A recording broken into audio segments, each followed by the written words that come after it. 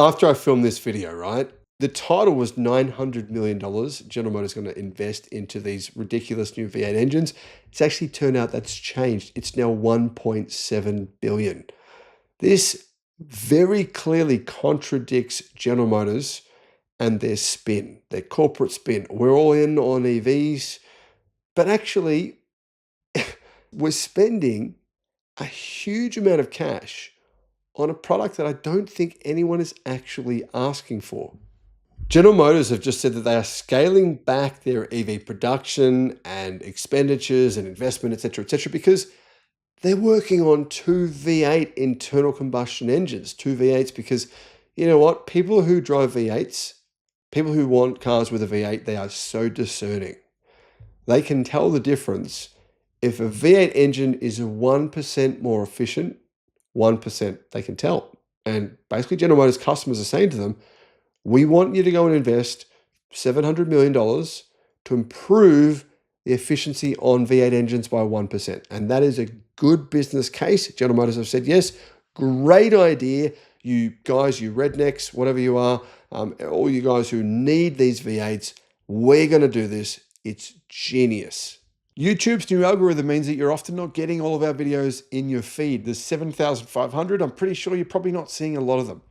In the description, there is a link to our newsletter. Click on that and you can get an update every day of all the latest news in the electric car industry. Hello, my friends. Welcome to the channel. I'm Sam Evans. You're watching the Electric Viking. And I know this is ridiculous. I realize that what I'm saying here just sounds stupid, but it's kind of what General Motors are actually doing. I mean, it's stupid, but it's what they're doing.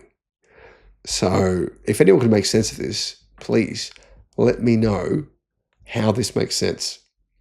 For a while, it looked like V8s in America were pretty much finished. And General Motors have said, no, this works. We make money selling these. And they're whipping up a family of new V8 engines that will come out in 2027. And they say live well into the next decade. Yeah, interesting. GM is spending $900 million US for a family of new V8 engines. Anyway, they haven't revealed much more than that, but there's a report claiming that these next generation V8s will come in two different sizes, as if you could give a shit. But anyway, here's what they are. A basic 5.7 litre V8 for use in the Silverado 1500, which is going to be, I believe, 5% more efficient than the engine it replaces. Will it really be 5% more efficient? I don't know. I don't care. And I don't think buyers care either. Really, let's be honest. Would someone buy a Silverado, right, in 2027 because it's 5% more fuel efficient? Would they? Would they go, wow, no, time to buy now. It's 5% more fuel efficient, or at least General Motors claim it is anyway. I don't think they would. Anyway, the current Silverado's V8 options are a 5.3 litre V8 and a 6.2. In other words, General Motors are saying, you know what? Dig, baby, dig. I mean, drill, baby, drill, whatever you want to call it, right? They're saying, let's go big.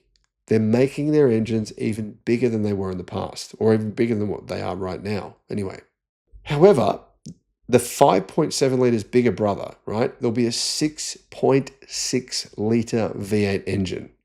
So 6.6 litre V8.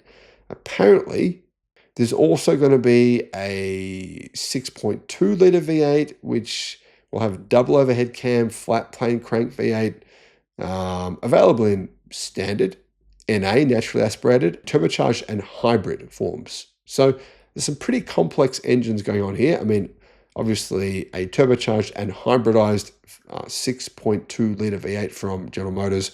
That's clearly what customers are demanding. They are saying that we must have. We don't want some of these amazing new EVs from China that have, 700, 800, 900 kilometers of range and 1,200 kilowatt charging, do 0 to 100 in 2 seconds. We don't want that. We want a hybridized 6.2 litre V8.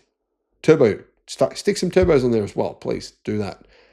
So Yeah, clearly this is where all the demand is at for General Motors, they say. Now, I don't know about you guys, but I think this is a waste of $1 billion. And I don't think legacy automakers have $1 billion to waste. General Motors, I think, is very soon going to find itself in a position where it's struggling for cash, maybe in a way that Nissan is today.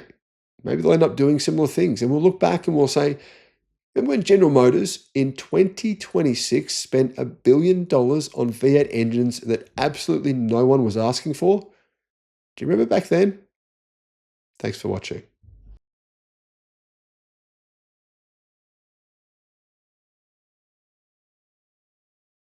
General Motors has had what we thought was a really good quarter in the third quarter of this year. We thought, General Motors is doing really well, but they have been hit pretty hard. In fact, their net income tumbled by 57% in the quarter to 1.3 billion because of costs to do with its electric vehicle manufacturing plans that kind of haven't gone the way General Motors had hoped. Hello, my friends. Welcome to the channel. I'm Sam Evans. You're watching the Electric Viking. Guys, I use PowerShop for my electricity to charge my EV for free between 12 and 2 o'clock during the day. I'll put a link in the description. If you sign up with them, you get a $170 discount to sign up. Also, my solar and batteries. I've got a 50 kilowatt hour battery here, and I've got a big solar array. So I pay $0 for electricity. That's including charging my electric car. Resync Solar is the company that I used. I'll put a link to them in the description below. General Motors, income, it's fallen by 57%. And this is really reflective of the entire automotive industry, isn't it? This race to the bottom. It's happening in China, and now it's happening in Europe. It's happening now in the US. Auto industry margins are shrinking to their lowest levels that we've seen, I think, ever. Now, surprisingly, after Mary Barra told shareholders of what 57% decline in profit, GM shares rose by nearly 10%. They went up. It's interesting. Adjusted earnings before interest and taxes declined by 18% to 3.4 billion in the third quarter. Revenue was flat at 48.6 billion, in spite of the fact that they sold a lot of cars. North American pre-tax earnings fell 37% to 2.5 billion. Revenue slipped 1.5% to 40.6 billion. General Motors said it would take a $1.6 billion charge against its third quarter earnings to reassess its EV capacity. I'm not exactly sure how this works, to be honest. It's sort of like $1.6 billion charge to reassess EV capacity.